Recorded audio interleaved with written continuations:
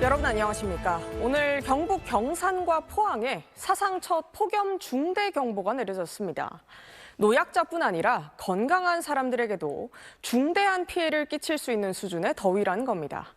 온열 질환자도 하루 만에 5배 가까이 늘어났습니다. 첫 소식 정구희 기자가 보도합니다. 어제 39.9도까지 치솟았던 경북 경산 하양읍. 계속되는 폭염에 오늘은 거리가 텅 비었습니다. 어제 오늘이 많이 덥더라고요. 네. 바람은 불어도. 열화상 카메라로 촬영해보니 서울 도심 속 아스팔트 온도는 50도까지 끌어올랐고 건물 외벽에서도 40도 넘는 열기가 뿜어져 나옵니다. 양산 안 쓰고 걸으면은 거의 못 걸을 것 같고 쓰러질 것 같아요, 진짜로. 너무 더워서. 오늘 경북 경산과 포항에 폭염 중대경보가 처음 내려졌습니다. 폭염특보가 도입된 2008년 이후 18년 만인 올해 신설된 최고 단계로 체감온도가 38도를 넘거나 최고 기온이 39도를 넘을 것으로 예상될 때 발령됩니다.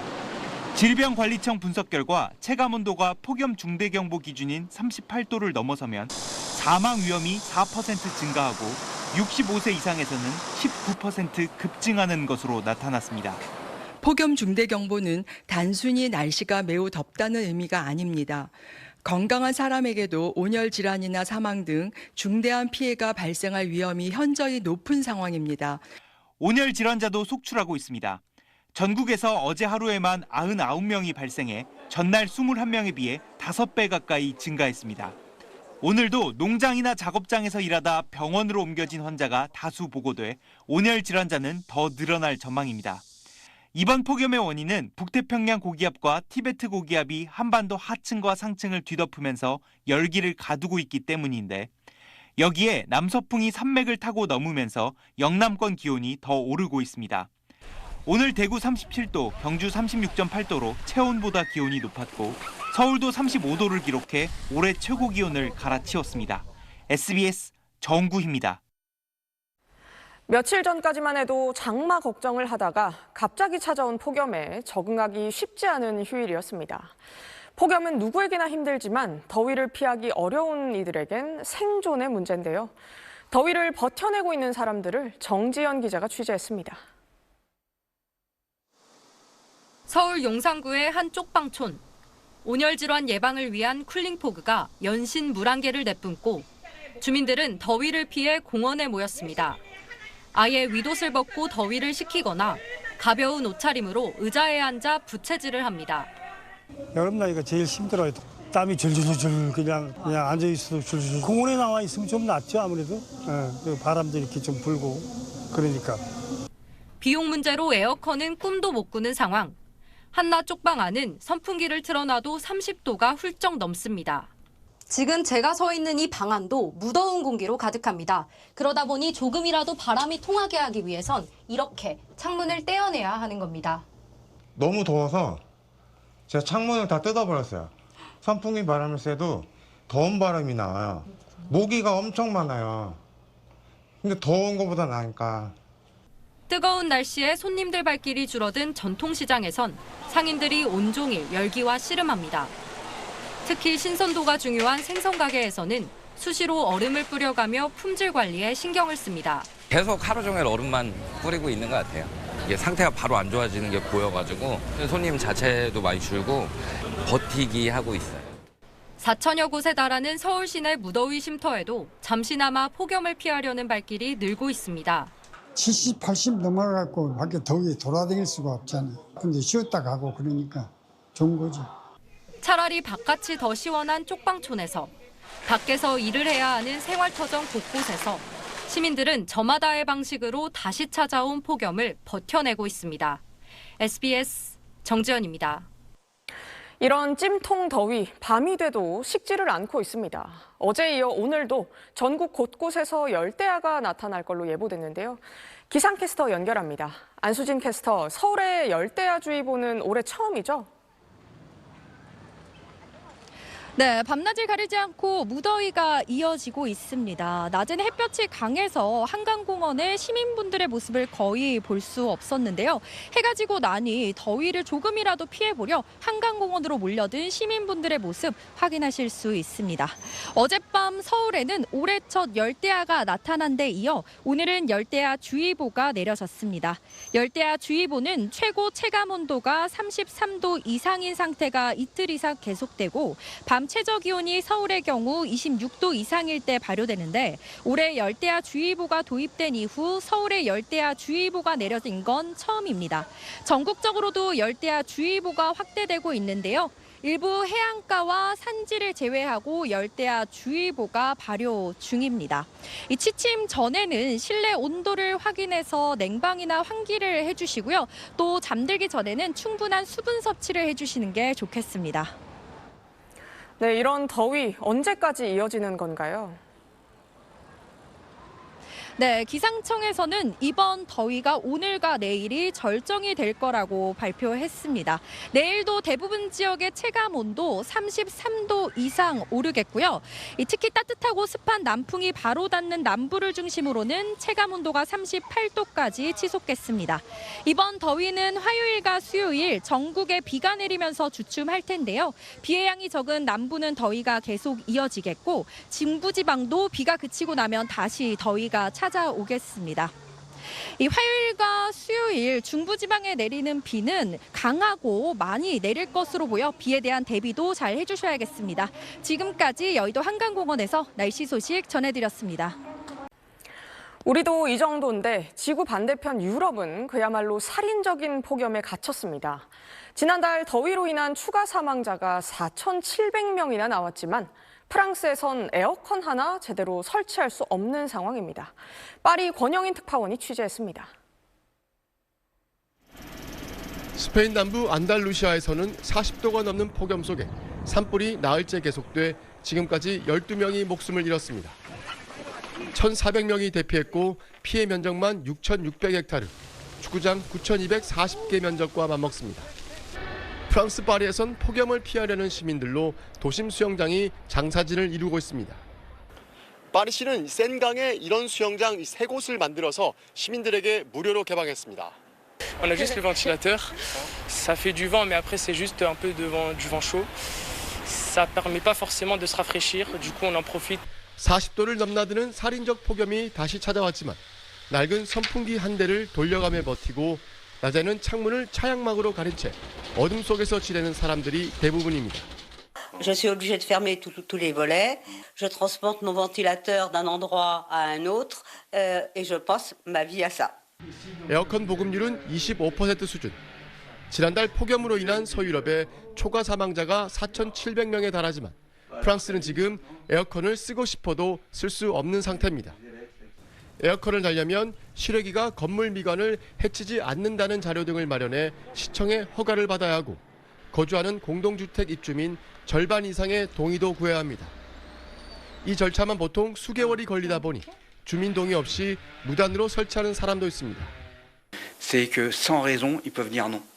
Donc si vous disent non, vous n'avez plus le choix, vous ne pouvez plus rien faire. Et c'est la raison pour laquelle j'ai préféré ne pas leur demander. 동의를 받아도 실외기 에어컨 공사비만 1,000만 원이 넘고 이마저도 올여름은 예약 만료입니다. 설치 후에도 소음 기준을 위반하면 강제 철거당할 수 있습니다. 때문에 실외기 없는 에어컨이 인기를 끌고 있지만 이미 물건이 동났습니다.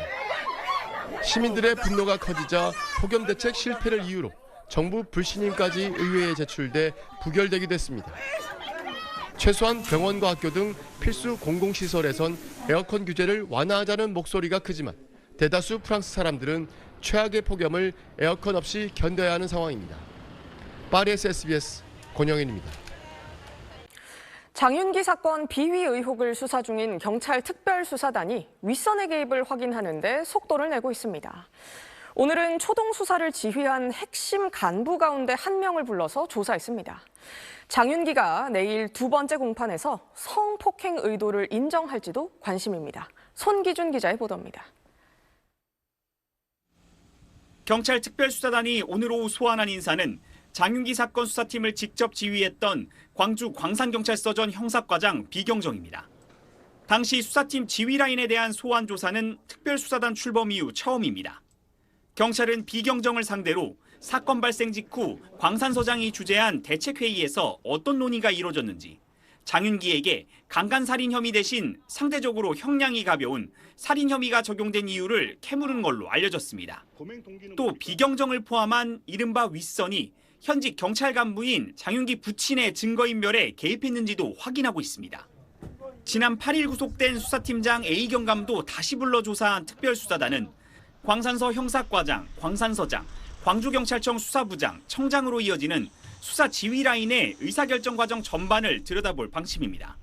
어제 광주경찰청 청장실 등에 대한 압수수색을 통해 확보한 각종 회의 자료와 업무 수첩, 광산서장 등 당시 수뇌부의 휴대전화 분석도 이어가고 있습니다. 이런 가운데 장윤기 사건의 1심 두 번째 공판이 내일 오전 열립니다. 지난달 첫 공판에서 장윤기 측은 검찰의 공소사실 대부분을 인정하면서도 성폭행 의도에 대해서는 입장 표명을 유보했습니다. 검찰은 내일 장윤기의 아버지 장모 경감을 압수수색하는 과정에서 확보한 케이블 타이 등 추가 증거를 제출할 걸로 보입니다. 아버지 장 경감의 증거인멸과 경찰 내 유착 의혹까지 불거진 상황에서 검찰 보안 수사를 통해 처음 알려진 성폭행 의도를 장윤기 측이 인정할지 주목됩니다. SBS 송기준입니다. 경찰의 비위 의혹이 눈덩이처럼 불어나면서 검찰의 보안 수사권 전면 폐지에 대한 반대 목소리가 이어지고 있습니다. 이석연 국민통합위원장은 보안 수사권 완전 폐지는 헌법에 위배된다면서 공개적으로 입장을 밝혔습니다. 민주당 안에서도 연일 이견이 나오고 있습니다. 보도에 강청환 기자입니다. 이명박 정부에서 법제처장을 지낸 중도 보수 성향으로 지난해 9월부터 대통령 직속 국민통합위원회를 이끌고 있는 이석연 위원장. 오늘 SNS에 현행 헌법은 수사의 핵심 권한이라고 할 수 있는 체포, 구속, 압수수색 등 영장의 신청권을 검사의 독점적 권한으로 규정하고 있다며 검사의 수사권을 완전 박탈하는 건 위헌의 소지가 있다고 적었습니다. 보안 수사권의 완전 폐지는 법 개정이 아닌 개헌 사안이란 겁니다. 이 위원장은 피해자 보호나 실체적 진실 발견뿐 아니라 헌법 정신을 지키기 위해서라도 검사의 보안 수사권은 인정돼야 한다며 공당이라면 지지층의 눈치나 당리당략에 매달려서는 안 된다고 강조했습니다. 폐지를 추진 중인 민주당 내부에선 우려의 목소리가 잇따르고 있습니다. 당대표 경선에 나선 친문계 고민정 의원은 성폭력 범죄나 사회적 약자 대상 범죄에 한해 보안 수사권을 유지하자고 제안했습니다.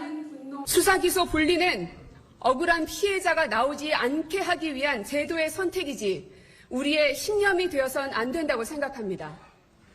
변호사 출신인 이소영 의원도 보안 수사권이 없는 검찰이 시간에 쫓겨 졸속 기소할 경우 범죄자들이 풀려날 우려가 있는데 민주당이 이에 대한 답을 제시하지 못하고 있다고 지적했습니다. 반면 완전 폐지 법안을 낸 김용민 의원은 4년 전 검찰의 직접 수사권을 폐지할 때와 비슷한 흐름이라며 친검찰 전문가 등의 비난에 밀려 당시 6대 범죄 중 2대 범죄를 남겼던 후과가 내란이라는 주장을 폈습니다. 이런 가운데 오늘 민주당 당권주자들의 정견 발표에서 김민석 전 총리는 폐지가 원칙이라고, 정청래 전 대표는 전면 폐지가 정답이라고 각각 기존 입장대로 말했습니다. SBS 강청환입니다. 이란 전쟁 소식으로 이어갑니다. 이란이 호르무즈 해협을 전면 봉쇄하고 민간 상선을 공격하자 미국이 이란 본토에 폭격을 퍼부었습니다. 이란 역시 미군 기지들에 대한 대규모 타격으로 맞받으면서 또다시 전면전 위기가 고조되고 있습니다. 이한석 특파원입니다. 이란은 한국 시간 오늘 오전 호르무즈 해협을 통과하던 키프로스 국적의 컨테이너선을 또다시 공격했습니다. 해당 선박은 화염에 휩싸여 엔진실이 심각하게 손상됐고 민간인 선원 1명이 실종된 걸로 전해졌습니다. 이란 혁명수비대는 허가받지 않은 항로를 이용한 선박에 경고 사격을 가했다며 미국의 개입이 종료될 때까지 호르무즈 해협에 대한 전면 폐쇄를 선언했습니다. 미군 중부사령부는 전투기, 드론, 정밀 유도무기 등을 활용해 이란 내 군사 목표물 약 140곳을 타격하며 즉각 보복에 나섰습니다. 헤그세스 미 국방장관은 공습 사실을 확인하면서 이란이 형편없는 선택을 했으며 이제 그 대가를 치를 거라고 말했습니다. 이란도 전례 없는 대규모 반격으로 응수했습니다. 이란 혁명 수비대는 쿠웨이트와 바레인, 요르단 등의 미군 지휘 통제소와 드론 경납고, 패트리엇 방공포대 등을 드론과 탄도미사일로 공격했다고 밝혔습니다. 전 최고 지도자 하메네이 장례를 계기로 고조된 반미정서를 등에 업고 협상에 반대하는 강경파들이 상선 공격과 보복 공습을 주도하는 가운데 하메네이 아들인 최고 지도자 모즈타바도 복수를 다짐하며 강경 대응을 예고했습니다. عهد می‌بندیم که انتقام خون پاک شما و همه شهیدان این دو جنگ را از قاتلین جنایتکار و بی‌آبرو بگیریم. 이어지는 무력 충돌로 60일 휴전 합의는 휴지 조각이 됐고 호르무즈 해협 통제권을 둘러싼 미국과 이란의 강대강 대치로 중동 정세는 다시 경랑에 빠져들고 있습니다. 워싱턴에서 SBS 이한석입니다. 전국 대부분 지역이 폭염과 씨름하는 사이 제주에는 태풍급 강풍이 몰아쳤습니다. 오전에만 100편 넘는 항공편이 무더기로 결항했습니다. 주말을 맞아 제주를 찾은 관광객들은 발만 동동 굴러야 했습니다. 자세한 상황은 JIBS 김재현 기자가 전합니다. 공항 대합실이 발 디딜 틈 없이 북적입니다. 초속 20m 이상의 강한 바람이 불면서 항공편이 무더기 결항됐기 때문입니다. 항공사 창고 앞으로 수십 미터에 이르는 대기줄이 늘어서는가 하면 아예 바닥에 자리를 잡고 기다리는 승객들도 있습니다. 제주에 몰아친 강풍으로 항공기 결항이 속출하면서 공항 대합실은 발이 묶인 승객들로 큰 혼잡이 빚어졌습니다. 다음 날 평일이라서 회사도 가야 되고 애들 이제 유치원도 가야 되는데 일정에 좀 차질이 많아서 좀 화도 나는 상황입니다. 배나 항공기가 없으면 나갈 수 있는 방법이 없잖아요. 그러니까 결국은 제주도 내에 있어야 되는데 지금 숙소도 못 잡을 것 같고 지금 차도 렌터카도 반납하는 상태이기 때문에 좀 당황스럽긴 합니다. 급변풍과 강풍 경보가 동시에 내려지면서 오전에만 100편이 넘는 항공편이 결항했고 일부는 제주에 착륙하지 못한 채 회항했습니다. 결항 항공편 예약 승객이 3,000명을 넘어서며 체류객 지원 주의 단계도 발효됐습니다. 해상에도 강풍과 높은 물결로 풍랑특보가 내려져 일부 여객선 운항이 통제됐습니다. 시설물 피해도 잇따랐습니다. 강한 바람에 나무가 쓰러지고 도로 구조물이 뽑히는 등 도내 곳곳에서 피해가 발생해 30건가량의 안전조치가 이뤄졌습니다. 기상청은 당분간 바람이 초속 20m 안팎으로 매우 강하게 불겠다며 사전 항공기 운항 정보 확인과 시설물 피해에 대한 주의를 당부했습니다. JIBS 김재현입니다. 사기당한 돈을 되찾아주겠다고 접근한 변호사에게 억대의 전세금까지 뜯겼다는 제보가 들어왔습니다. 알고 보니 실제 활동하는 변호사의 사진을 도용하고 신분증까지 위조한 가짜 변호사였습니다. 권민규 기자가 단독 취재했습니다. 지난해 가을 중고거래 사기로 380만 원을 뜯긴 60대 이모 씨. 낙담하고 있던 이 씨의 SNS에 올해 봄 사기당한 돈을 회수해준다는 광고가 떴습니다. 혹시나 하는 마음에 연락해보니 변호사라고 밝힌 A 씨가 변호사 신분증과 변협 등록 증서를 보내왔습니다. 사진도 있고 본인이라고 보내주더라고요. 그래서 아예 믿었죠. 그런데 계약서를 쓰자마자 A 씨는 자금 회수를 위해 IT 전문가가 필요하다며 B 씨를 소개했고 사기당한 380만 원이 마카오의 한 카지노로 넘어갔다고 주장했습니다. 그러면서 카지노를 공격하는 기술이 있다. 협조만 잘하면 돈을 모두 돌려받을 수 있다며 가상화폐 거래소 계좌로 입금을 유도했습니다. 사기를 의심하자 비슷한 처지의 사람들이 있다며 피해자 모임 대화방에 초대까지 했습니다. 의심을 좀 했어요. 그런데 그때 같은 모임에 있는 여자분이 언니 저기 다른 분도 벌써 회수해가지고 많이 나갔잖아요. 걱정하지 마요. 그래서 잇따른 계좌 동결 등으로 자금 회수가 아슬아슬하게 안 되고 있다며 그때마다 돈을 넣어야 해결된단 말에 2달여 동안 20차례 넘게 총 1억 4천만 원을 입금했습니다.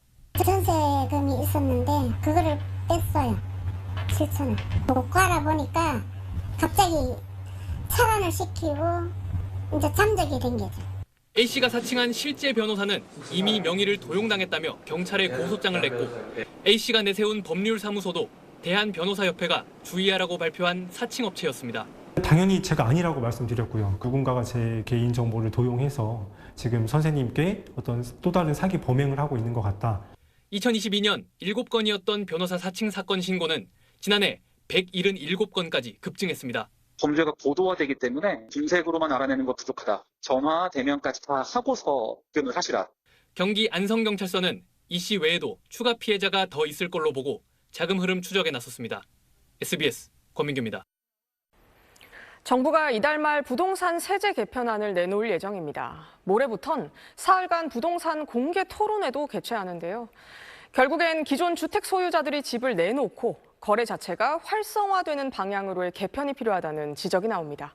이성훈 기자가 보도합니다. 서울 서초구 반포동의 한 아파트 단지입니다. 전용 84제곱미터 아파트 공시가격이 7억 원 넘게 오르면서 올해 보유세도 40% 이상 늘어날 걸로 예상됩니다. 여기에 정부가 부동산 세제 개편까지 예고하면서 보유세 부담이 더 커질 수 있다는 전망에 집주인들의 셈법도 복잡해지고 있습니다.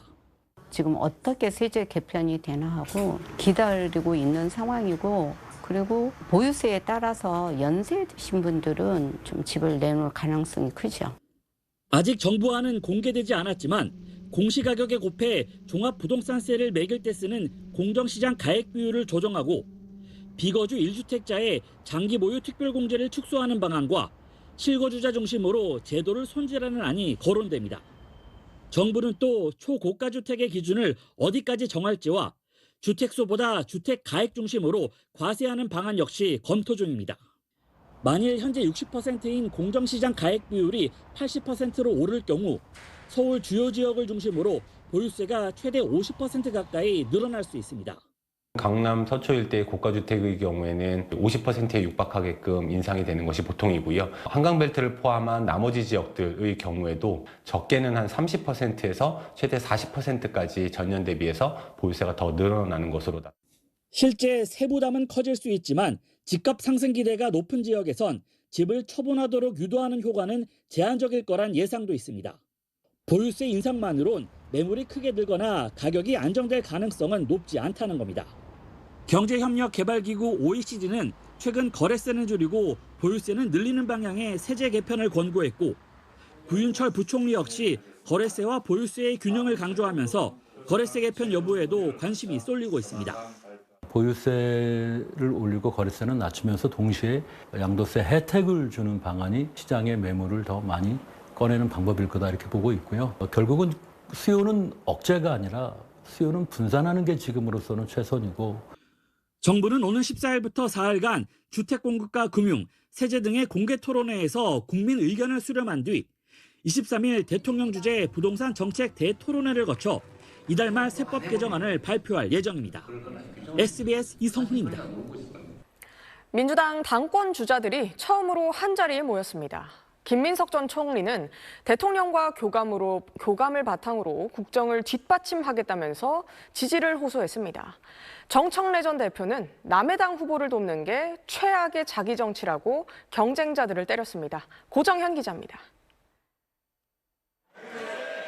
오늘 오후 민주당 내부 행사에 당권주자 5명이 모두 모였습니다.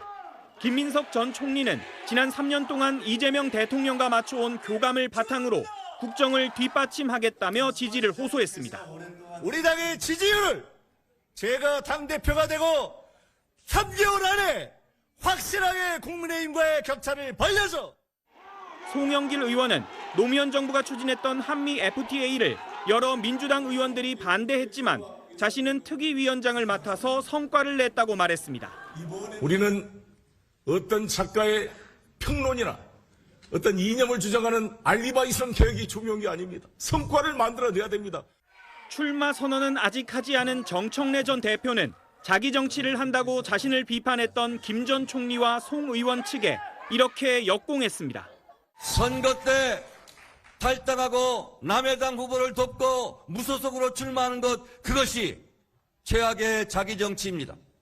고민정 의원은 자신은 출마를 선언한 뒤 민주당의 험지, 경북 지역부터 돌면서 당원들을 만났다고 부각했습니다. 민주당끼리의 선명성 경쟁은 고사하고 늘 패배할 것을 알면서도 도전해야 하는 그분들은 말씀하십니다. 더 많은 국민을 품어주십시오. 김보미 전 전남 강진군 의원은 민주당 내 86세대를 정면으로 비판했습니다. AI 3대 강국에 진입해야 할 우리 대한민국에 화염병과 짱돌 들고 싸우시던 분들이 아직도 주축이라는 점, 이게 진짜 맞는지 한 번쯤은 고민해봐야 되지 않겠습니까? 민주당은 과반 득표자가 없을 경우 당선자 확정 방식을 선호 투표제로 할지 결선 투표제로 할지 오늘 저녁 최고위원회의에서 논의하고 있습니다. SBS 고정현입니다. K-팝의 전 세계적인 인기에도 대중음악계 현장에서는 위기론이 나오고 있습니다. 중소기획사들이 제2의 BTS를 키워내는 건 오히려 더 힘들어졌다는 겁니다. 정부가 대책 마련에 나섰습니다. 보도에 김경희 기자입니다.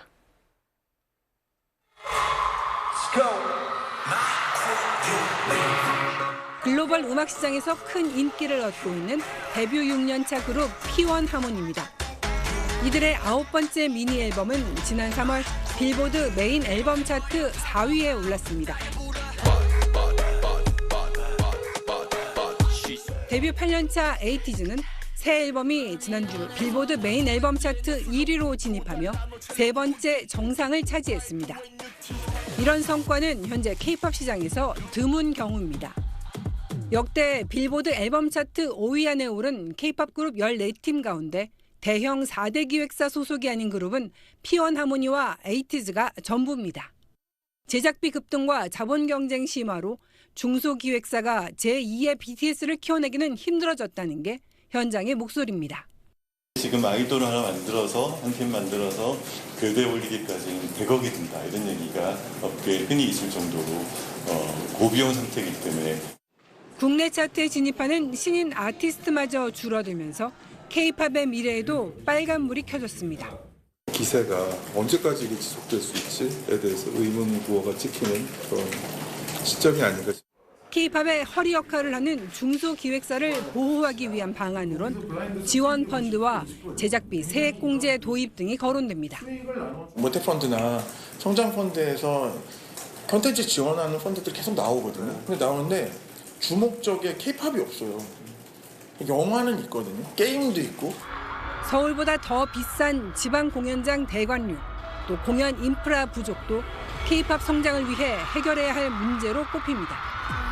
정부는 올해 신설한 중소기획사 해외 진출 지원 사업에서 그룹 미샌드 등 10팀을 선정했는데 내년부터는 지원 규모를 2배로 늘리고 제작비 세액 공제도 재정당국과 논의하겠다고 밝혔습니다. SBS 김경희입니다. 강원도 고성군 거진읍 동쪽 50km 해상에서 경비 임무 중이던 해군 호위함의 승조원 A1병이 오늘 오전 실종됐습니다. 해군과 해경은 함정 10여 척과 항공기 등을 급파해 수색 작업을 벌이고 있습니다. 통일부는 실종 해역이 북방 한계선과 인접한 점 등을 감안해 북측의 인도주의적 차원의 수색과 송환 협조를 요청했습니다.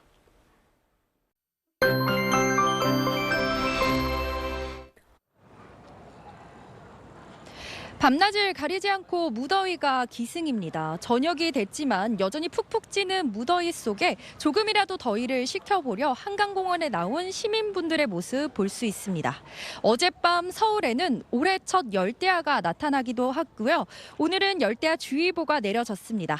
올해 열대야 주의보가 도입된 이후 서울에 열대야 주의보가 내려진 건 처음입니다. 전국적으로도 열대야 주의보가 확대되고 있는데요. 일부 해안가와 산간 지역을 제외하고는 열대야 주의보가 발령된 상태입니다. 내일도 대부분 지역의 체감온도 33도 이상 오르겠고요. 특히 따뜻하고 습한 남풍이 바로 닿는 남부를 중심으론 체감온도가 38도까지 치솟겠습니다. 이번 더위는 화요일과 수요일 전국에 비가 내리면서 주춤할 텐데요. 비의 양이 적은 남부는 더위가 계속 이어지겠고 중부지방도 비가 그치고 나면 다시 더위가 찾아오겠습니다. 화요일과 수요일 중부와 서부 지역엔 짧지만 강하고 많은 비가 예상돼 비 피해 대비도 하셔야겠습니다. 지금까지 여의도 한강공원에서 날씨 소식 전해드렸습니다. 일요일 8시 뉴스 마칩니다. 시청해주신 여러분 고맙습니다.